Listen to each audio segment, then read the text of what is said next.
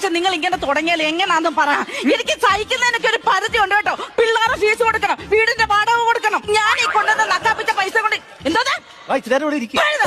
നക്കാപ്പിച്ച പൈസ കൊണ്ട് എങ്ങനെ കഴിയുമെന്നാ നിങ്ങൾ ഈ പറയുന്നത്?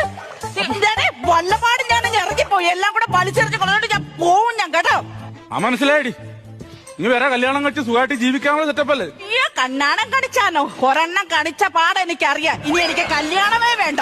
കല്യാണം എന്തായാലും ഞാൻ കഴിക്കാൻ പോകുന്നില്ല. എന്റെ ഒരു അനിയത്തി കെട്ടാതെ അവിടെ നിപ്പുണ്ടല്ലോ, ഞാൻ അവിടെ കൂടെ പോയി പുറത്തോളാം. ഞാനാണ് തെറ്റുകാര്. ഞാനങ്ങനെ ചെയ്യരുത്. ഞാനാണ് ഇവിടുന്ന് പോകേണ്ടത്. അല്ല ചേട്ടാ, ഇപ്പൊ ഫീൽ ചെയ്യാൻ മാത്രം ഞാൻ അതല്ല ചേട്ടാ. ഇവിടുത്തെ പിള്ളേരുടെ കാര്യങ്ങൾ നോക്കുന്നു, വീട് ചെലവ് നോക്കുന്നു, വീട് വാടക കൊടുക്കുന്നു. സങ്കടം കൊണ്ട് പറഞ്ഞല്ലേ ചേട്ടാ. ഞാൻ പൊക്കോളാം. ചേട്ടാ എവിടെ പോകുന്നേ പറയുന്നേ? നിന്റെ ഒരു അനിയത്തി കെട്ടാൻ നിപ്പുണ്ടെന്ന് പറഞ്ഞില്ലേ, ഞാൻ അവിടെ പോയി പുറത്തോളാം. അനിയത്തിയുടെ പോയി വേണ്ടേ? അനിയത്തിയുടെ വീടിന്റെ പരിസരത്തങ്ങനെ വന്നാൽ നിങ്ങളുടെ ചൂലും കെട്ടെടുത്ത് ഞാൻ